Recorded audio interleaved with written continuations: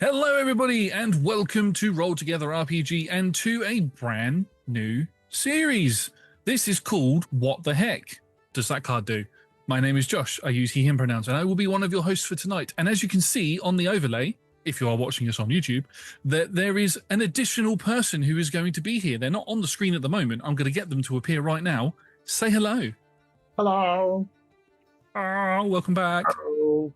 It's Chris. Hi. They, them pronouns. I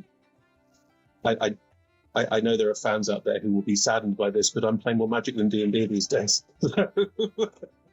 We play Magic weekly together, and we thought, why not talk about the Magic that we play and the decks that we play and the things that we like about it? So that is what this series is going to be about. Chris and myself primarily play Commander, so that is where all of this is going to be focused.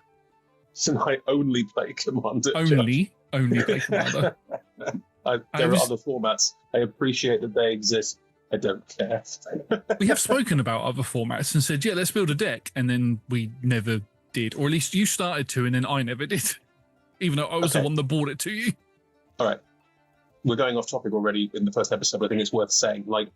There's loads of ways of playing Magic, and it's a great game for loads of different reasons and loads of different ways that you can enjoy it and that sort of thing. But the thing I enjoy most about Commander is that it is very self-expressive in its design. This is not, I buy a deck, I play a deck. This is not, I look online for the best cards, I buy the best cards, I play the best cards.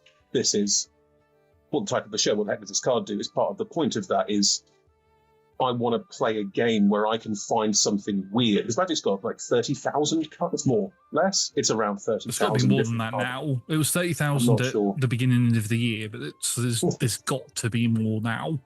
They print a lot of cards, and the cards will do different things, and they have to. That's the way the game is designed. Therefore, I want to play a card and have, normally Josh, but other players as well, go, I've never even heard of that card before.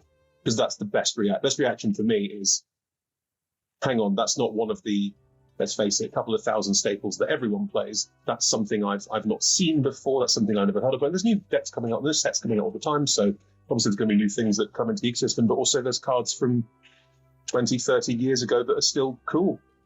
And that's actually where the title of this show came from. Chris and I were playing a game together, and Chris played a card, and I went, what the heck does that card do? I wanted to call the show What the Fuck Does That Card Do, but just wouldn't let me. Yeah, unfortunately, I think some of the algorithms and things and all of that might not appreciate all of that sort of stuff. Stars and blanks and things in it. And also, we're not American. We're not pretending that we don't swear.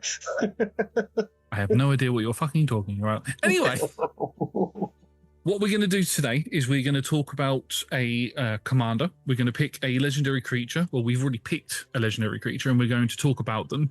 We're going to pick 5 cards. We've picked 5 cards each, should I say. I've picked 5 of the most commonly played cards in this particular commander's deck. And by that, I mean I've gone on to EDH Rec, and I've picked cards that are in over 50% of the general decks and have over 50% synergy with that commander. Just for a bit of explanation, because that's not always clear. Because Magic is such a humongous game, people who invented it don't spend a lot of time trying to tell you what cards are good to play with each other, because it's too much work. So enterprising souls on the internet have put up websites that say, if you like playing this card, you might like to play this card with it. One of those sites is EDH Rec. It's the biggest and the best, I'd argue, but that's up to your choice. And they, for example, if you search for a commander, they'll give you a list of, well, these are some great cards to play, which sort of flies in the face of what I like most about Magic. But also, sometimes it's good to get advice. And I'm not going to pretend for a second I know better than the internet and its mad collective brain. So it's a great place to start. And certainly, picking out some of the cards there and saying these are particularly good is a good thing to do. But we're also going to try and give you some examples of cards that you wouldn't find on recommendation sites like that. That's the game. Which is what Chris is going to be doing. And then we both have what I like to call our guilty pleasure cards. Now, these are cards that may appear on EDH Rec. They may not. They may be, really expensive cards, really cheap cards, really, really old cards, just cards that we like, that we feel work with the commander really, really well. Those will be towards the end. But I think to start off with, we need to introduce the commander that we are going to be talking about, and that commander is Vihaan Goldwaker. Vihaan is a red, white, and black dwarf warlock creature who is a 3/3. You can get him, or he first appeared in the Outlaws of Thunder Junction Most Wanted precon, and he's the backup commander for that precon. The actual commander for that was Olivia, Opulent Outlaw. So Vihaan's effect is other outlaws you control have vigilance and haste. Outlaws are assassins, mercenaries, pirates, rogues, and warlocks.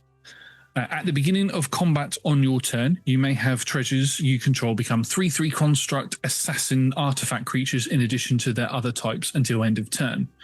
So, face value, Vihaan's effect is I'm going to, you see these treasure tokens that you've built up over here over the course of the game?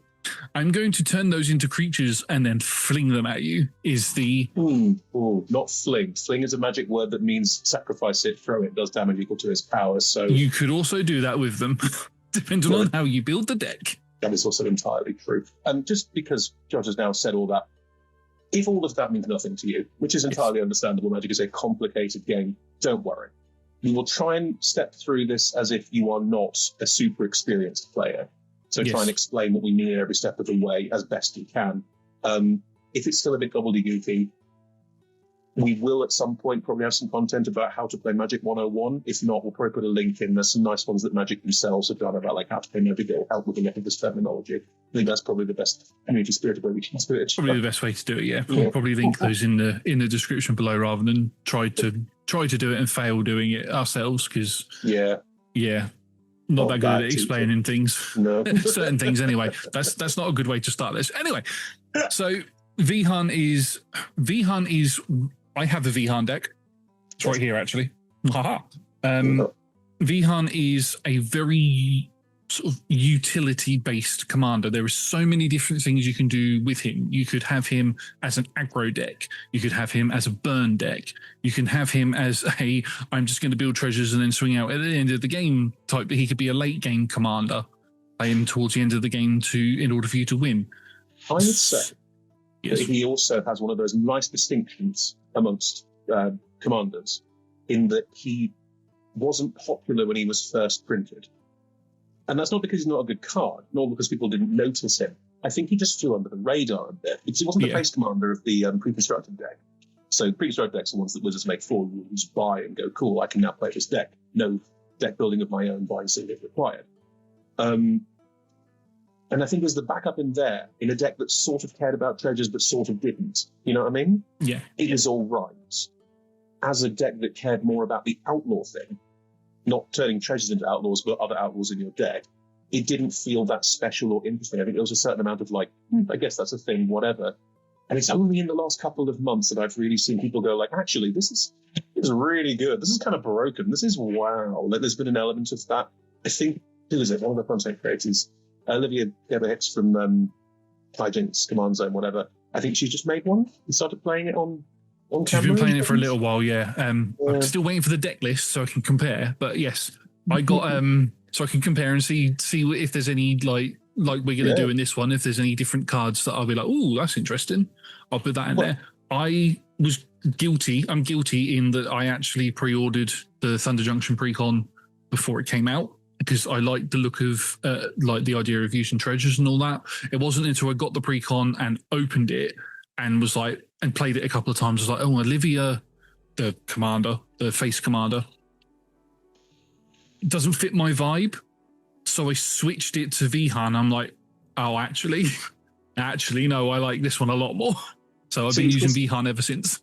This isn't today's topic, but I do think it's worth putting out into the world. You should buy more precons. Everyone should buy more precons. If you play Magic, buy precons, because not only do you get a deck, which means that if you're not the world's best builder or you haven't got time, totally understandable, you have a thing you can play. Gosh. Simple, easy, done. That's a very good thing to do. It also means that you're playing with cards that currently everyone's playing with. There's more people buy precons than any other like individually sold product, apart from buying like individual packs and stuff. But like you can buy 100 cards and everyone's got that deck's 100 cards, and there won't be that many differences in it. like people make YouTube videos about take out these 10 cards, put in these 10 cards. It gets you part of a sort of what everyone's talking about and engaging with cycle, which is really good if you want to engage with stuff online, which if you're watching this, you probably do. Also, buying precons is good because you can buy them normally, where Magic prices can be a bit skibbity-boo sometimes, being able to pre-order a precon and know that you can get it for MSRP. If you like the look of whatever nuggets they give you when they like start putting it on sale, which is not very much, you might get lucky. You might get something that you really, really like, and you might not. And then you get something you can pull apart and go, as Josh did, I don't like this commander. That's fine. You don't have to. You can go, well, I like this one. This one's really cool. But half the cards in this deck don't work with it. All right, I'm going to go start looking for singles, and there we go. Now you're deck building. Now you're having fun doing the part of the game that I really love, which is deck building. So I think it's great. I think you should buy more precons. I think you should buy precons without knowing anything about them beyond like, does that look like fun? Sure. Because if you can get it for MSRP, you're getting a really good rate of return. You're not spending a huge amount of money. It's like 30, 40 quid. In return for that, you're getting cards worth at least 100, almost 150 quid, which is already a really great return. They will devalue because they tend to offer precons, but it means you're getting good value on your cards. You're getting access to some really interesting cards, and you've got a deck that someone, if you're sat down, especially in a game store, people sometimes go, what's this deck? Oh, it's this commander. It does these things. Complicated. It's the so-and-so precon. It's a really easy, like, wash. We can play. I've played against that deck before. I know what it does. Good. The other benefit to pre-ordering them as well is once the reveals do start going out for them, sometimes the decks can double, triple in price, and sometimes it takes a while for them to come down in price as well. Some of them never do. There's some decks that I pre-ordered for 40 quid when they first came out, and then once the reveals for them came out, they jumped up to 70, 80 quid, and they've not come down from there. They're still there now, even though it's been nearly a year since they were released and all that sort of stuff, or over a year, depending on when you're watching this. If you care about the money side of it, like I have precons, obviously not anymore, they've been long torn for Sunders to take all the nice cards out, but I have precons where there's a card that came in it that's worth more than I bought the precon for. Because it was good at the time, and they haven't reprinted it since. It's since gone up in value, and suddenly it's a really like valuable card. I don't tend to spend more than a couple of quid maybe on an individual card, because I think you can find more interesting things that way. We'll get to that later when we get to the show. But yes, I would say buy more precons, buy them without knowing what's in them, because sometimes you'll strike gold and it'll be hilarious and fun, and other times you'll get a whole bunch of cards you can put in other stuff. Okay? Yeah. So we'll move over to what sort of cards Vihaan likes to play. Now, as I said, you can play him as an outlaw commander if you want to. So if you wanted to focus on assassins, mercenaries, pirates, rogues, and warlocks as like a tribal / kindred style deck, then you could do that. He is a good commander for that because he does give them vigilance and haste. But for this particular suggestion or look at cards with, I believe, or at least I am, focusing on the treasure side of things for him. Right. Let's start here. Good conversation. I'm not sure he's a great outlaw commander. Because Outlaws is, like, the whole idea of Outlaws when they first did it in this set, in Outlaws Thunder Junction, was to take, like, 5 different creature types. Warlocks, thingies, I can't remember what they are. Mm. And the idea was... Assassins, mercenaries, pirates, rogues, and warlocks. 6, yeah. And the idea was, well, let's, like, these are all tribal synergies, kindred synergies, they have different names depending on how PC they want to be. These different synergies will allow cards to work together better. So there are cards that say all outlaws do this, all pirates do that, all ninjas do this, whatever. But outlaws was only a thing for that one set. And then they didn't do it anymore. Maybe they will again. I somehow doubt it. All of the individual tribes within that, pirates, assassins, whatever, also have cards that go really well and do like tribal assassins, tribal things. But to try and make them all sort of work together, I would argue, is a terrible start for deck building. Because you draw a card that might work really well with that other card, and it's 100 cards in a commander deck, and they're all individual cards apart from lands. So the chance of drawing that one card to then draw that one card is rubbish. But the thing with this particular deck, if you were going to look to go down that kind of pathway, then because the treasure tokens become construct assassins, the best thing would be probably to focus more on the assassin side of things. And Thunder Junction came out a few months before Assassin's Creed came out, and Assassin's Creed had lots of assassin support in there. I think Arno Dorian is a really, if you wanted to focus on assassin, is a really good card to put in that deck. He is, I believe, his mana value is 1 red and black, and he's got an effect where all assassins get +2/+0, so which is good for the treasure tokens because then they become 5/3s when you're swinging with them. Yeah. Although I would argue that you should focus on making more treasure tokens than anything else. Yeah, definitely focus on the treasure tokens. But moving over to what we are going to be talking about, as I said, I'm going to be talking about the cards that show up the most in Vihaan decks according to the data on EDH Rec. So the first card that we're going to talk about, which actually isn't in my deck, if you'd like to see my deck, it is in the description down below. It's an Architect link, so you can see the cards that I've put into that deck. This was in the deck originally, but I took it out because my deck is tweaked to work in a different way, but I'll go over that later on. But this card is called Mary the Killing Quill. Mary is a legendary creature vampire assassin who their mana value is 2 black and 1, and they are a 3/2. And they have, whenever a creature an opponent controls dies, exile it with a hit counter on it. It's just a counter that you put on it when it exiles. Assassins, mercenaries, and rogues you control have Death Touch, and whenever this creature deals combat damage to a player, you may remove a hit counter from a card that player owns in exile.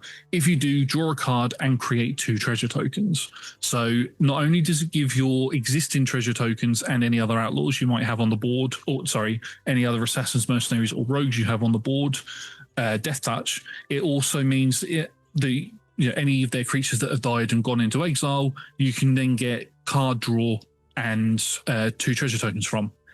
I will say, however, I had Mary in... Oops. I need to play an assassin. I need to attack a thing. The thing needs to die, so it gets a counter on it. Then the thing I still do... It's never going to happen. It's just never going to happen. It is so obtuse to get that ball. I know that card was in your deck. I think I recommended it to you. It was in my deck. It's also in my actual rogue deck that I have, which is a black and blue deck. Yeah. And I've had her on the board. I have never exiled a card with her effect. Ever. Never got the draw. I've never got the draw a card and create 2 treasure tokens off on her effect. Ever. I can believe that. I can totally believe that you've never had, having things die with hit counters on them. It has a secondary graveyard hate effect, which is not a bad thing. I don't think it's a bad card. No. I do think, especially in this deck, where actually, because treasures come out quick and you can tap them and sacrifice them for mana, as well as using them for smacking people later, you can play a lot faster than that. You can, that thing dies next turn. Whereas actually, there are cards you can play that just go, here are 5 treasures. In this deck, that means you can spend 2, attack with 3. There's so much going on so much faster than Mary can offer. Yeah, and the thing, Mary leans more into a more aggressive strategy because of the Death Touch that Mary gives to those treasure tokens. People are less likely to block the tokens because of that Death Touch. So yes, she is the first card that I would that comes up as quite a popular card in the deck. I think it's over 50%. She's in over 50% of Vihaan decks, and she has about a 64% synergy with Vihaan as a commander, which makes sense. So and she has a way, if you can get it off, to generate treasure tokens. Yeah. All right, I'm not going to knock every card you recommend because that is also a recommendation, but I can make you a lot more treasures a lot faster. No, that's fair. Have you heard of Spiteful Repossession, Joe? I have not heard of Spiteful Repossession. What does it do? So, Spiteful Repossession. It costs 5. 4 and a red, which is quite an expensive card to play in a Magic game because it means you're playing it a bit later in the game. Except, you're in a deck that makes a lot of treasures. Don't just play this and no other cards that make treasures. Play all the cards. They're all over the front page of EDH for this deck, like Big Score, all of the cards that say draw a card, make a treasure. There's loads. There's so many of them. Play as many as you can fit in the deck because you want lots of treasure. Because those treasures either you can then spend to cast more spells faster because you untap your lands every turn and you can get more mana going, or you can use them later to smack face. And ideally, I think you want to have a sort of middle ground where you use some, make more, use some, make more, smack face with whatever you've got left. Spiteful Repo deals damage to each opponent equal to who controls more lands than you, equal to the difference. So first things first, if you have ramped normally, but there are other players at the table, green players, I mean, anyone who is putting a lot of land on the table with all the effects that say, play an extra land this turn, go find another land, whatever, they will quickly have more land than you.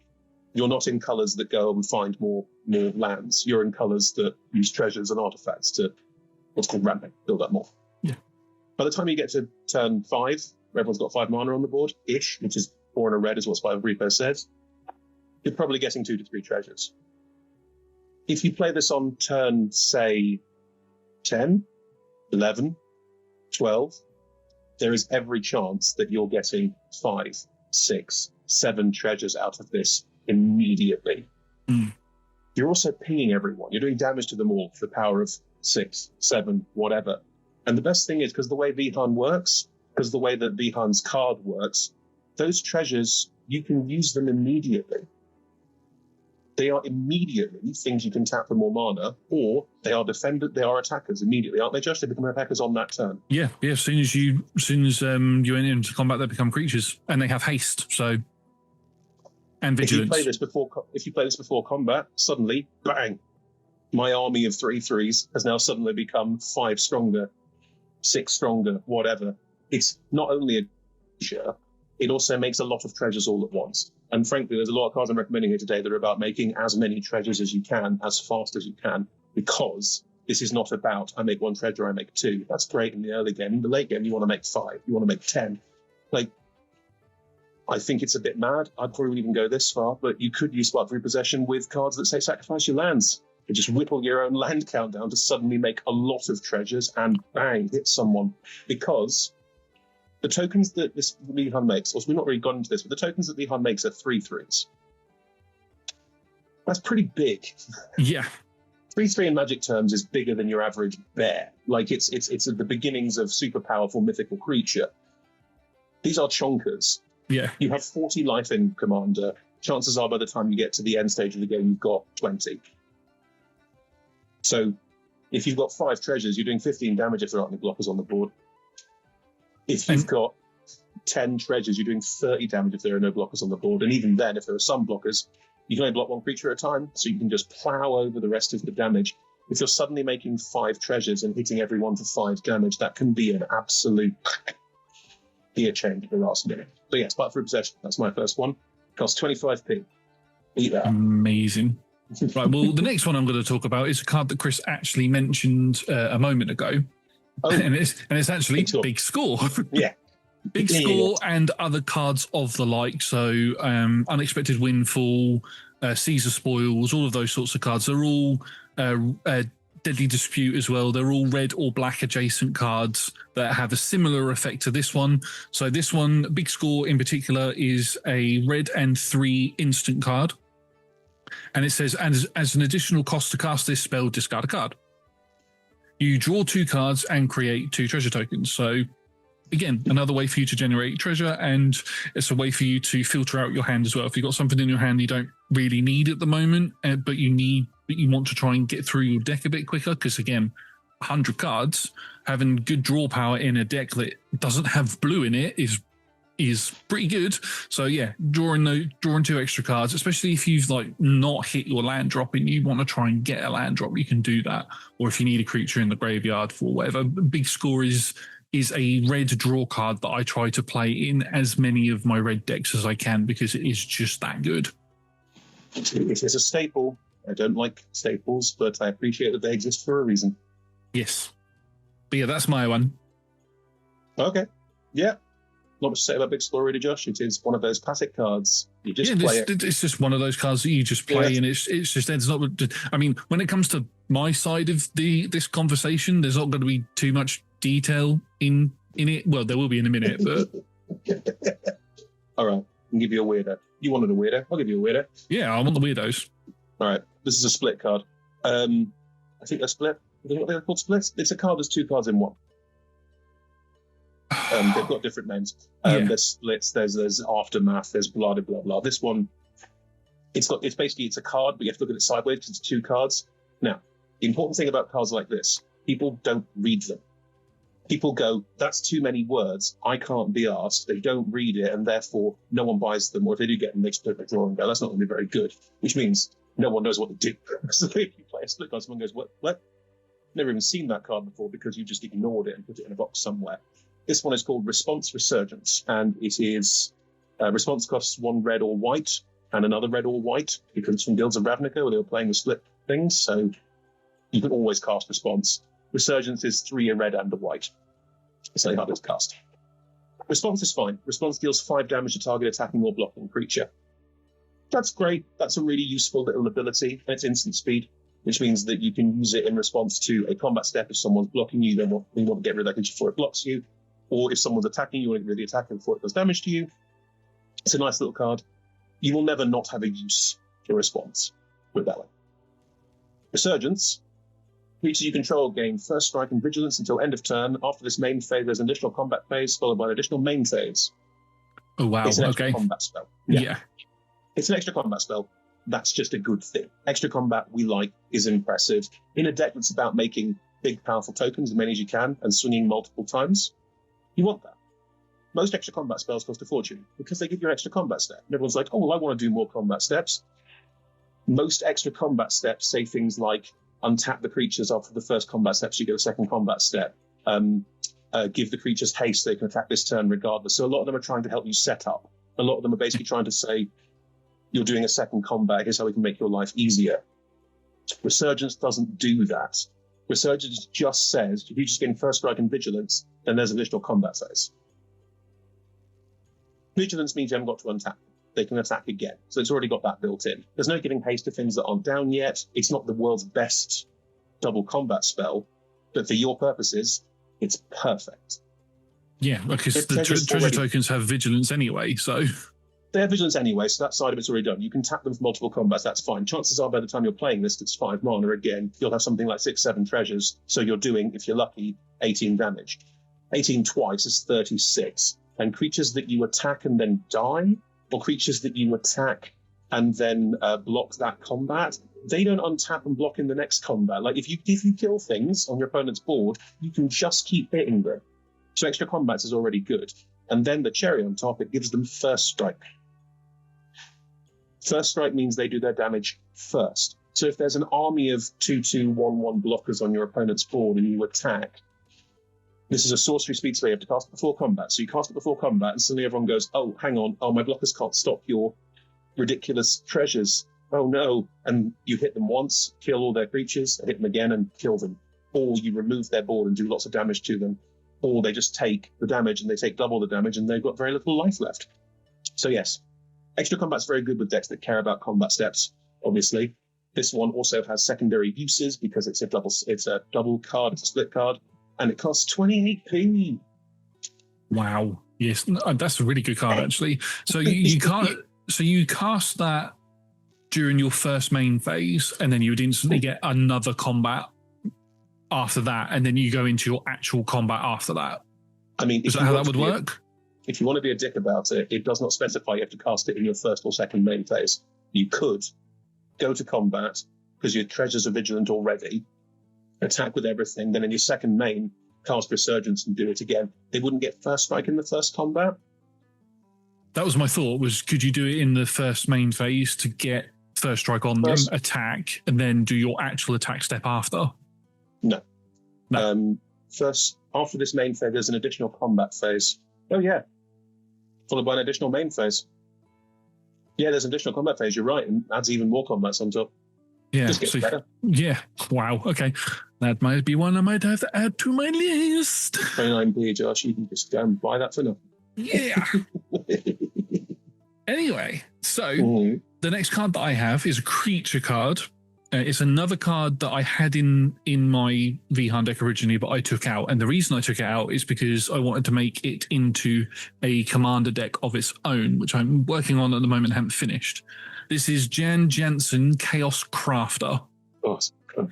Jan Jansen is a red, white, and black mana cost card. He is a Gnome Artificer 3/3. He has haste and he has 2 tapped abilities. So you tap him and you can activate one of these 2 abilities. The first one is tap him, sacrifice an artifact creature, create 2 treasure tokens. Again, treasure generation. Or tap him, sacrifice a non-creature artifact, create 2 1/1 colorless construct artifact creature tokens. Now, if you pair him up with particular cards, there is a card called Clock of Omens. You can go infinite with him. Yeah, a Clock of Omens actually one tap things, right?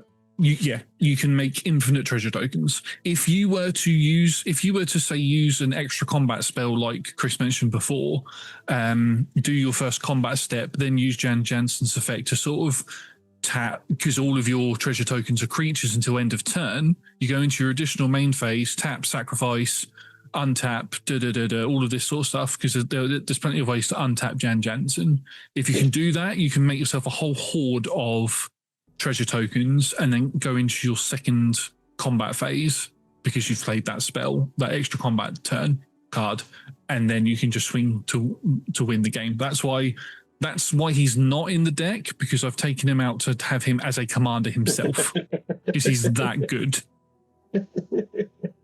But I can see why he works in this deck. The only problem that I have with him being in the 99 is that when you're at the point where you're like, I could do this effect now, you don't have him in your hand. And unless you play tutors, which we don't play that many tutors between us, you're not really going to get him out. So unless you're incredibly lucky, but he's a very good card. Yes, I think he's a great.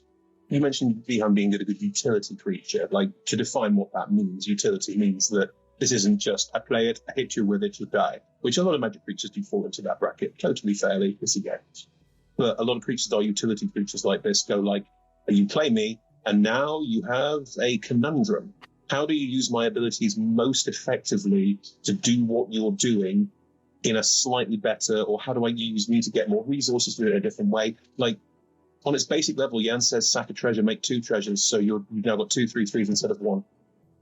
That's great. That's a really good starting point. I'm not talking about one of the cards on my long list is a card called Ruthless Technomancer. When it comes in, sack an artifact, and you make 3 versions of something. Like, you basically sack 1 treasure to get 3. Yeah. Cards like that are good. They're great. They're grist to the mill. They play with the idea of, like, what can I do to make the deck generally do what it's doing faster. But Jan's other abilities, the tap-untap abilities, you're starting to get into the, as Josh mentioned it, infinite combo territory, which, depending on your playgroup, might be great, might be a no-no. Yeah, he works best when he's got other cards with him, like Clock of Omens, Liquid Talk thing, Liquid Metal Talk, which then makes him an artifact, and then he become the target of the untap and all that sort of stuff. So yeah, he's just a really good card. Yeah, which is why he's in quite a lot of Vihaan decks. Totally understandable as well. But not mine. Well, you don't tend to play that kind of combo usually. And also, 2-card combos, you really want to be with the commander and another card in the deck. Otherwise, you've got to play a lot of tutors if you set to 5 them. So, yeah, exactly. Right. I've got a card I'm going to recommend here because I love it, because it's a doof. Sorry, doof in my terminology, which is I use just for me, is it's stupid. There are many ways to do this effect. This is the dumbest one. That's fair. 3/3 attacking treasure tokens are very good.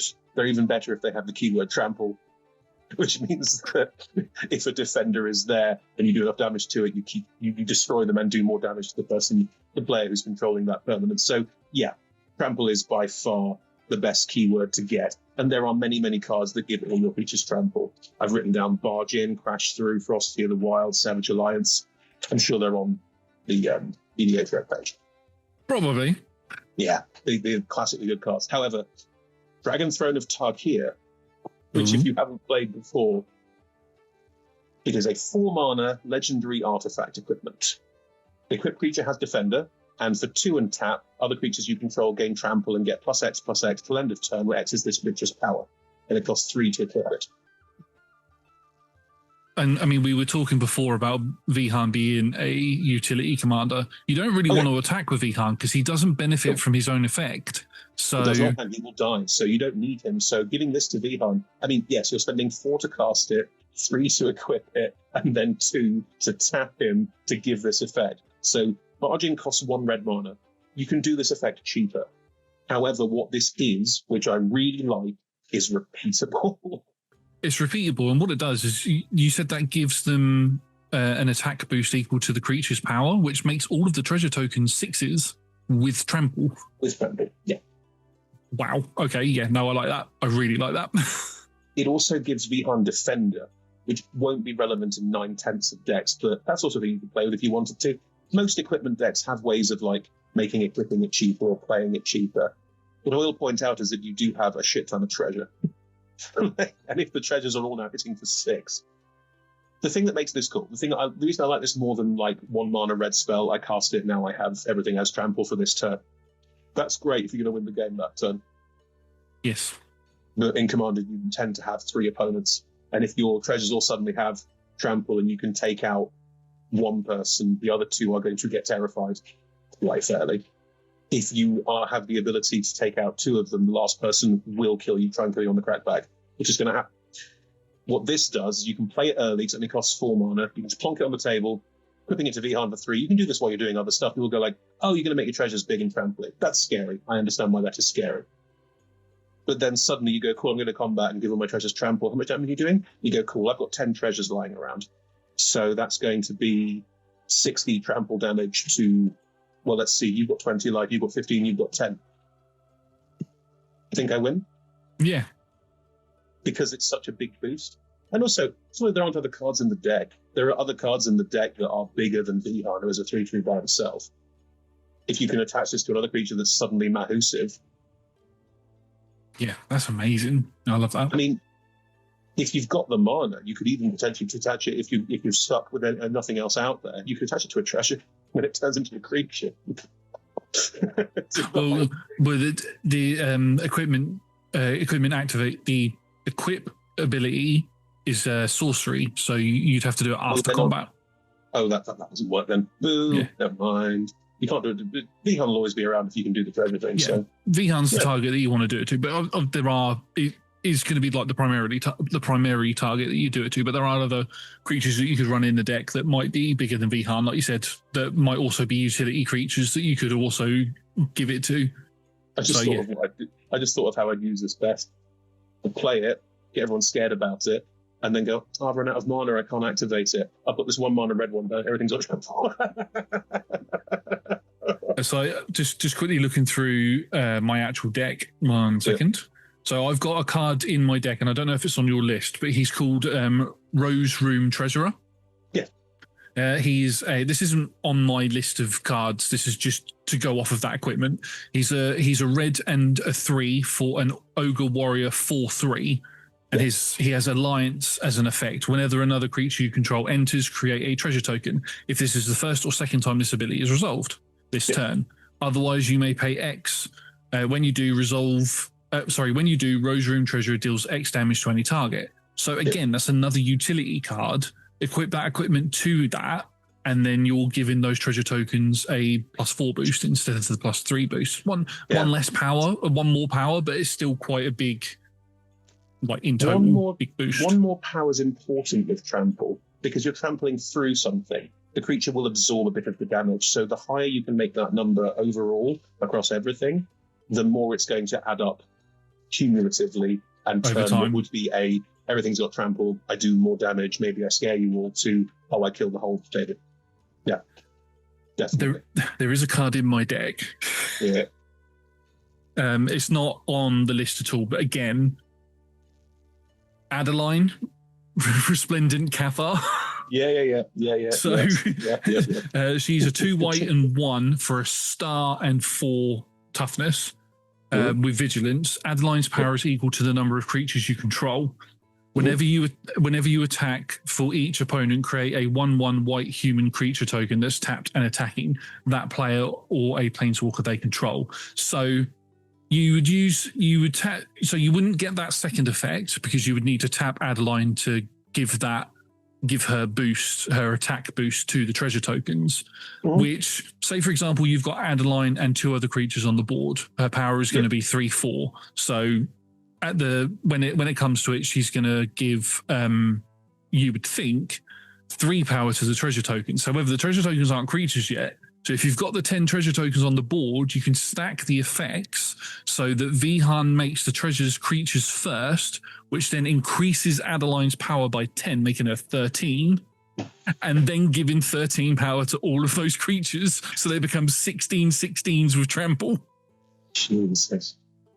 I mean, it would also behoove us to point out that making things that make other tokens in this deck are not a bad thing, because any of these things we're using that give everything trample, give everything other keywords. Great. I've now got all these treasures and these 14 soldiers that now also have trample and flying. Great. Like, it's not a bad thing, you know. That's I might have to. I mean, most of these cards that you said I might have to nick, but I'm going to cheat now. Oh. And I'm actually going to do my 4th and 5th card together because they combo so well together. Right. So the first card is Pitiless Plunderer. Is a black and 3 mana cost for a human pirate 1/4, and his effect is whenever another creature you control dies, create a treasure token. So imagine him on the board. Then the other card is while it loads, is, and I might say this wrong, Mahadi Emporium Master, who is a red, black, and 1 for a Cat Devil 3/3. At the beginning of your end step, create a treasure token for each creature that died this turn. This is where things get interesting. Both of them being on the board separately is good enough on its own, but both of them on the board at the same time is crazy, especially if you've got something like Mirkwood Bats on the board. Mirkwood Bats says whenever you create or sacrifice a token, you deal 1 damage to all opponents. So the way that this would work is, say you've got Vihaan, Mahadi, Pitiless Plunderer, Mirkwood Bats, and 10 treasure tokens on the board. You go into combat, your treasure tokens become 3/3 creatures. You swing out with those creatures. If your opponent chooses to block any of them and those treasure tokens would die, you then sacrifice them. You sacrifice them so they don't get killed by your opponent, but they just, because you might have an instant in your hand that you could play during combat that you could use that mana for. When that creature dies, I normally put like a dice on Mahadi to say how many creatures have died this turn. Pitiless Plunderer will instantly make you a treasure token as soon as that creature dies. So you put that over there. Mirkwood Bats then goes off and pings everybody for 2 damage because you've sacrificed a treasure and you've created a treasure. Once combat is finished, all combats have resolved and you've got however many treasure tokens left, say 6. Instead of just leaving them there, even if you've got nothing to spend it on in your hand, sacrifice all the treasure tokens, ping the board for a massive damage, create a number of treasure tokens equal to the number of creatures that have died, because they're still technically creatures until end of turn, using Pitiless Plunderer's ability. So you've then got your 10 treasure tokens there. You've then pinged the board again with Mirkwood Bats for more damage.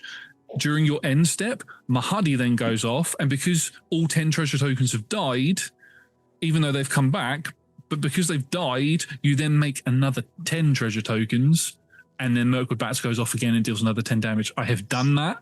And it is disgusting. That's nice, because infinite combos are all well and good, but like the ability to, I play this card and this card and this card, then these things happen. What happens? Oh, everything dies, comes back to life again, dies again. I've got 10 mana, I can spend anything, and you've all taken 20. That's just cool. As another player, you look at that and go, yeah, okay. I accept this. Yeah, those are my 4th and 5th cards. They are in my Vihaan deck because they work so well together, along with Mirkwood Bats. and Well, lots it's of worth and lots of saying that other burn spells. we've talked about using the treasures as attackers because they're 3/3 assassins, which is great, and we can give them more keywords, which is great.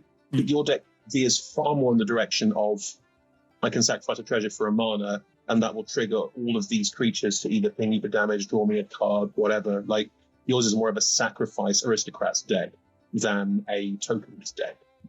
Well, when you say that equipment that you said a minute ago, I have a card in my deck that I could quite easily take out for that. I have I have infantry shield in the deck. Mate, it is worth having multiple strategies, but that's totally fair. Multiple ways to win with your cards. So amazing. Okay. Josh has this deck. Josh has the cards I spend deck, where these are the things I would play if I had one, and I don't. I always think it's good to have a card in your deck that helps you with the deck's problem, because every deck has a problem. To pretend that your deck does not have a problem is a lie. Looking at your deck and going, where are the weak spots, is a really important deck building thing you should consider in every deck that you build. So, what is this deck's weak spot?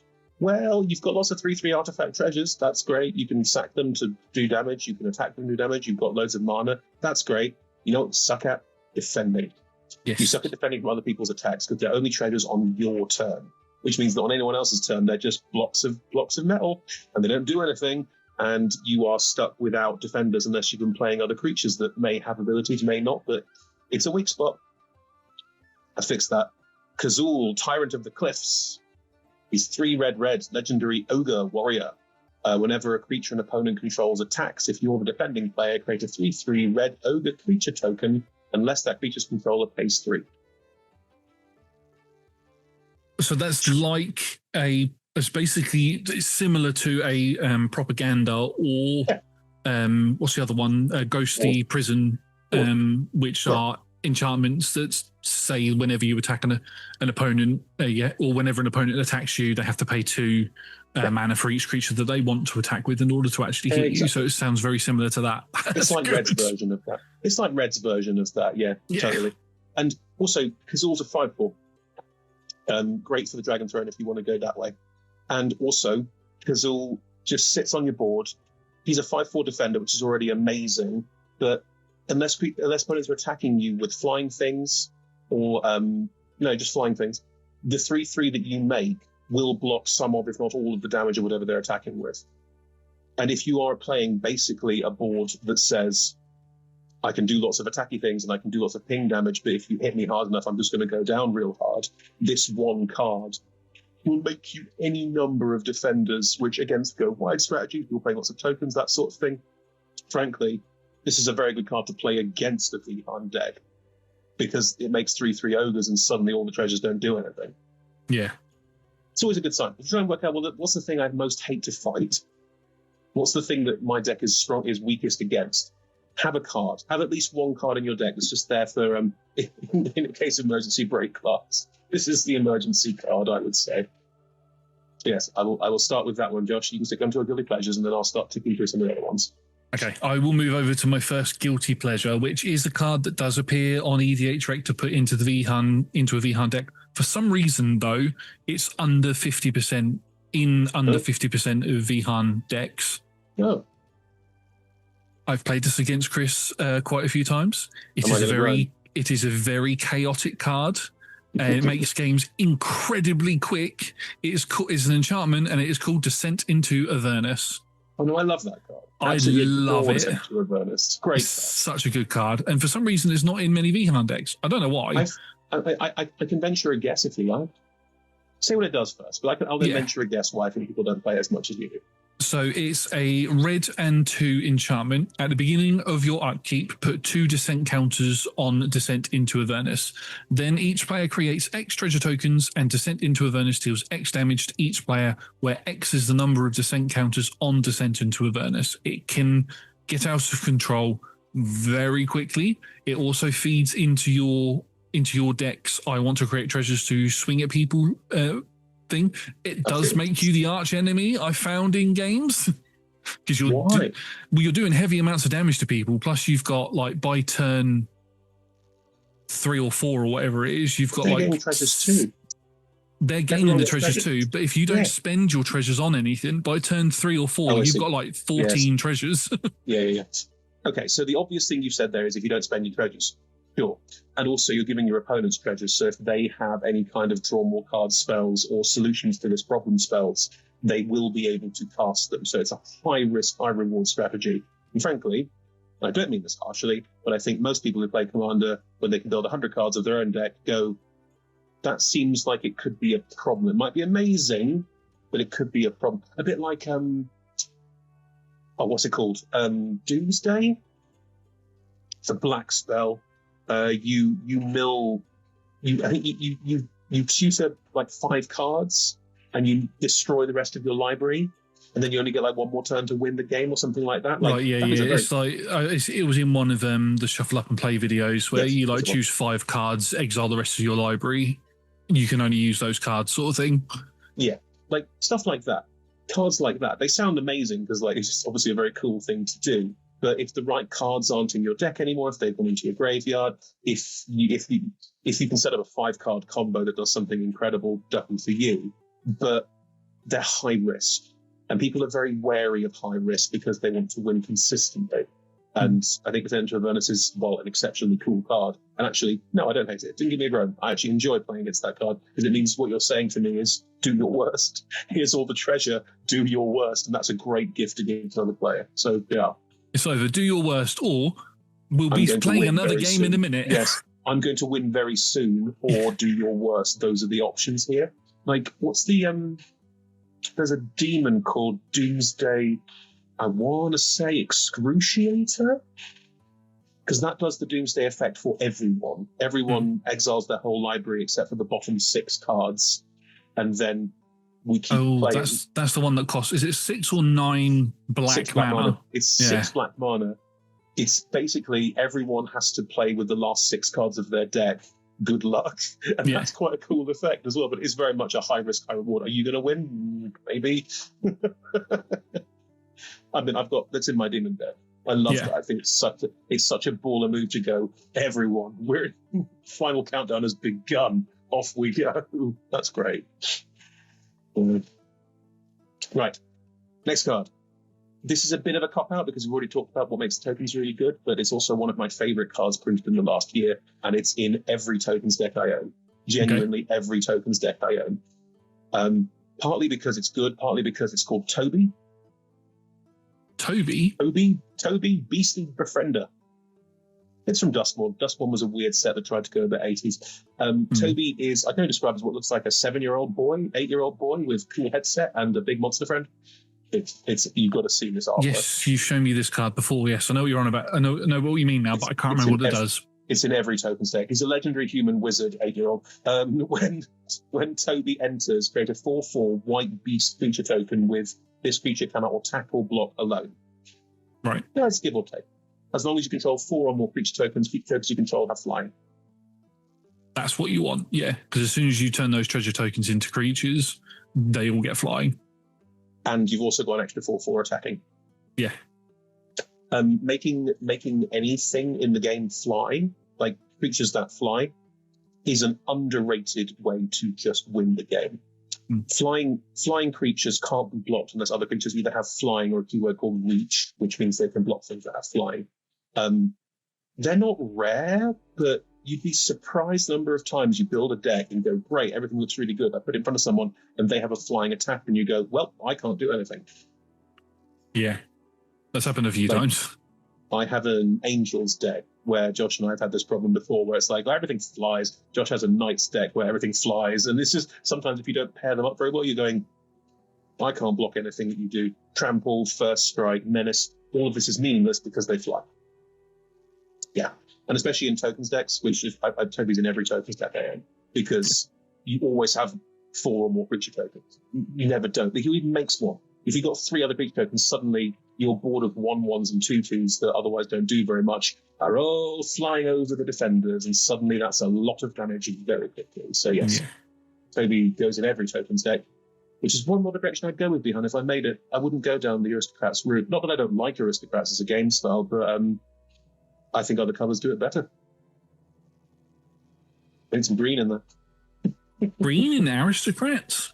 Yeah, all of my aristocrats decks are green-black. Fair enough. I always see like the main aristocrat colours as being white, white-black. Interesting. Yes, I suppose my white-black deck is also... I don't play it as aristocrats, though. My white-black deck is also a tokens deck. Maybe it's just where you lean. Right. I'm going to start with... for me, this is an expensive card. It costs a couple of quid. And I don't love that, but I love the effect of it so much that I want to share it. And also, it's from 2008. From 2000, it's old. It's an old one. This is a reprint. It's an old card. It's called Scour Glass. It costs 3 white. It's an artifact with the zaniest looking art you've ever seen. Tap and sack Scour Glass. Destroy all permanents except for artifacts and lands. Play this ability only during your upkeep.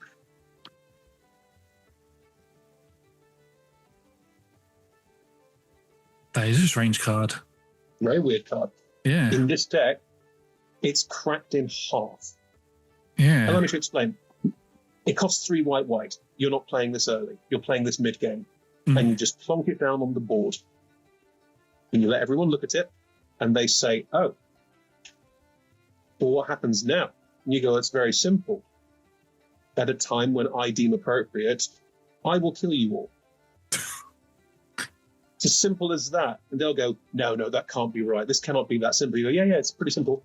Unless you can destroy this, when I'm ready, on the upkeep where I'm going to kill you, I will tap and sack this and destroy everything that you own except for your artifacts and lands, which notoriously don't interact particularly well with anything that we're doing here. I will then recast my commander for hopefully 5, and I will have 5 lands because I cast this spell.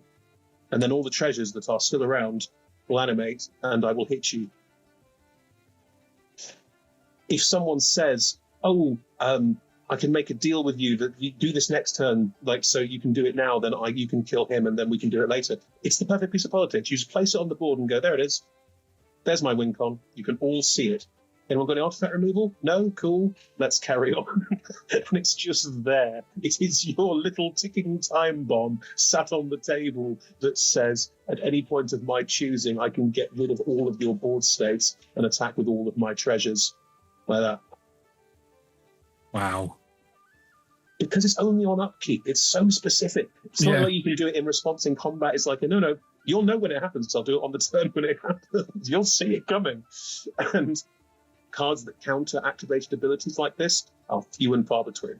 Yeah. They are not common things you'll see outside of a competitive EDH or CEDH. Like, who's playing a Stifle in a regular deck? Come on.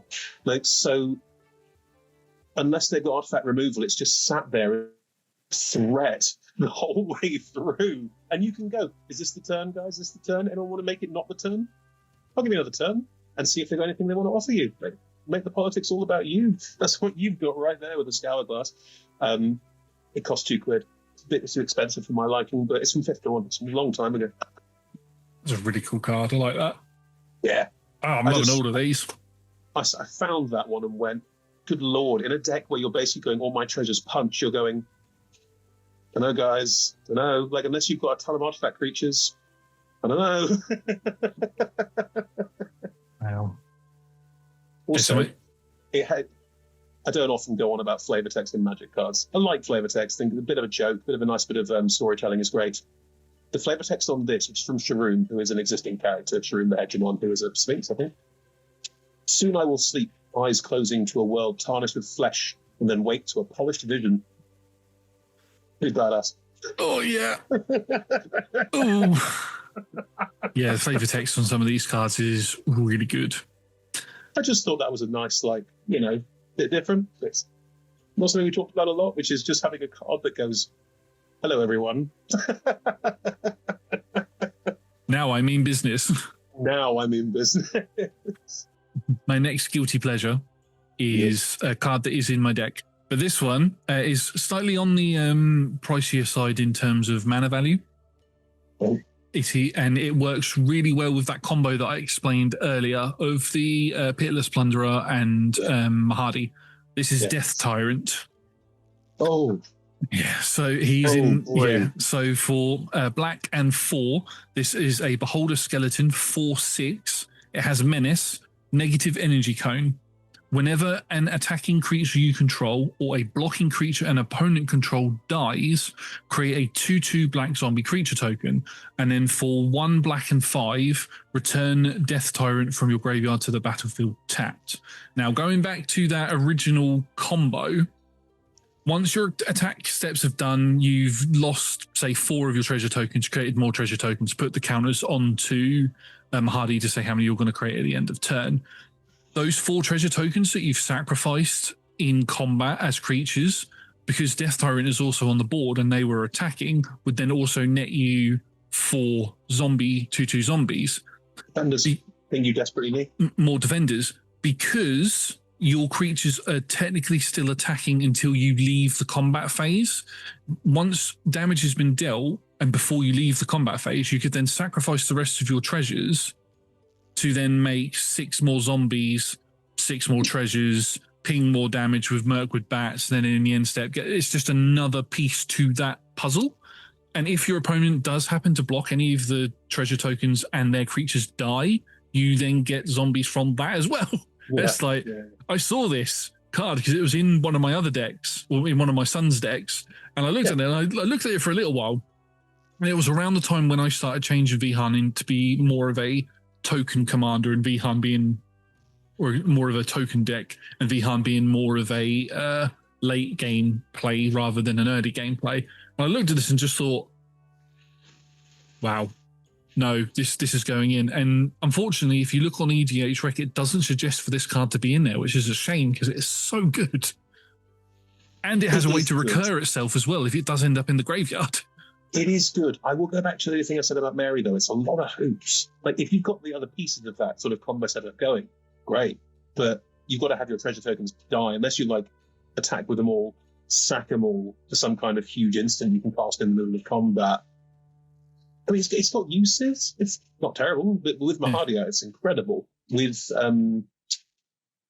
other cards that whenever you sack a treasure, something else happens. Obviously, that's fantastic. But yeah, I'd say it's too many hoops in it. Even if you've just got that Vihaan and the treasure tokens out, it's still pretty good because when you attack with the treasure tokens, if your opponent does block, you either let both creatures die if it's 3/3 on 3/3, you get 2 zombies from that, or if your creature is going to die, your treasure token is going to die, you just sack it for a mana, which you could then potentially play an instant on. I'd only do it if you can play an instant card. Yeah. Either way, the creature dies, and you're creating a zombie in order for you to block with on the next turn. It gives you defenders. As you were saying, the problem is that the deck really struggles to defend, so it's another way of giving you defense, which you really, really need. Yeah. Yeah. Can you mention that having that on the board with that ogre that you mentioned? Every time they attack you, you make a 3/3 ogre, and then if that ogre dies, which it might do, it's just a 3/3 body, you get a 2/2 instead. You're building up an army of defenders. You kill my ogre, there's a zombie behind it. It's a zombie ogre, obviously. Yeah. Amazing. But yeah, that's one of my favourite cards in the deck. All right. I found this one when digging through what would I put into a Vihaan deck, and also thinking about like cards that have. I'm aware of this card. It's not in any other decks that I own. It is always on the tip of my tongue of maybe. In fact, I'm probably going to have to buy one for a deck I'm about to get. But this is Rebecca, Architect of Ascension, 3 and a white. She's a legendary human artificer.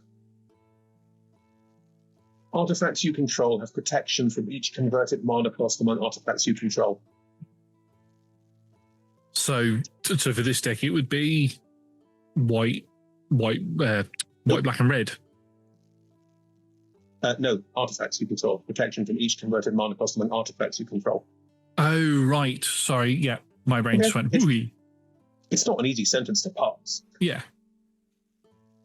If you have protection from something, that thing cannot be damaged, equipped, blocked, or targeted.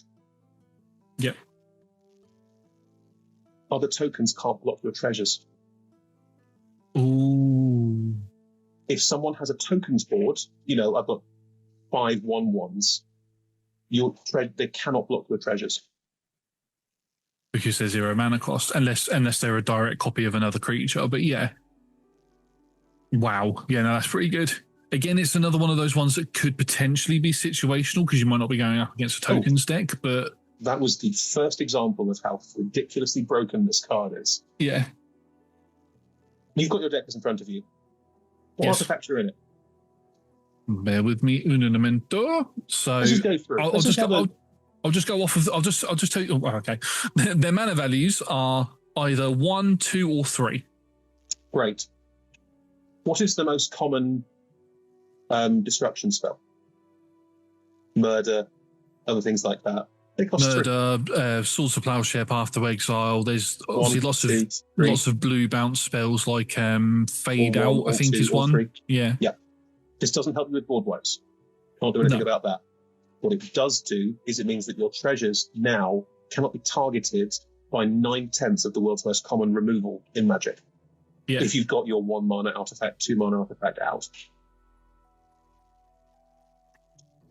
And we're not playing CDH, but if you do play CDH, then one of the most common types of spell cast in CDH is cast for 0. Because they have 0 mana value, because they are cast as no cost, because you can use tricks to make them cast for 0. Can't affect your treasures either.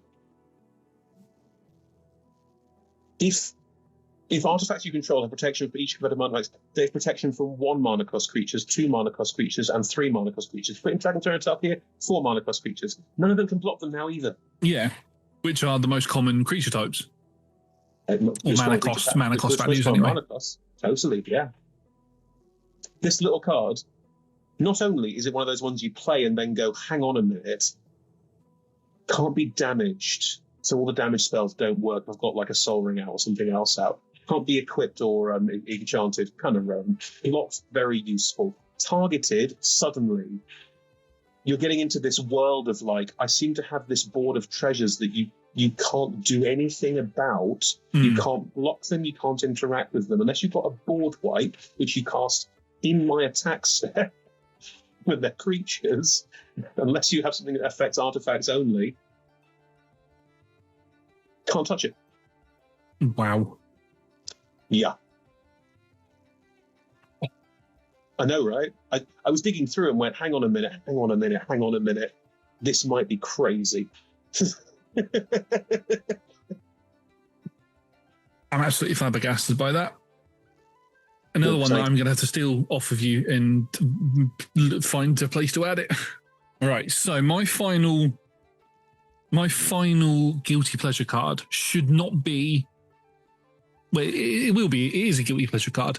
It should also be a card that is highly synergistic with the deck. It should be in over 50% of Vihaan decks. It should be, have a high synergy on it. But it doesn't appear anywhere in any of the Vihaan. When you're on EDH Rec, you can have a general look at the card, like what general cards that can go in it, or you can click on particular archetypes like tokens, aristocrats, treasures, that sort of stuff. This card does not appear anywhere, and it should. All right. Zergo Stormrender from Tarkir Dragonstorm. Yeah, that goes amazing. Yeah. Great card. He is a red, white, and black Orc Warrior 3/3. He has Mobilize 1. Whenever this creature attacks, create a tapped and attacking 1/1 red warrior creature token, sacrifice it at the beginning of the end step. You don't really want to use him for that. No. Whenever a creature token you control leaves the battlefield, draw a card. If it was attacking, draw a card if it was attacking. Otherwise, each opponent loses 1 life. So again, going back to that original combo where however many pieces you have on the board doesn't matter. If you sacrifice any of the treasure tokens during combat and Zergo's on the board, you're drawing a card. If you sacrifice any of those treasure tokens as creatures in the second main phase, you're ping damage at the end. It's such a versatile card in this deck, and I don't understand why it's not on the analytics for Vihaan on EDH Rec. It's such a good card. I can tell you. It's new. It's new. No one's worked it out yet.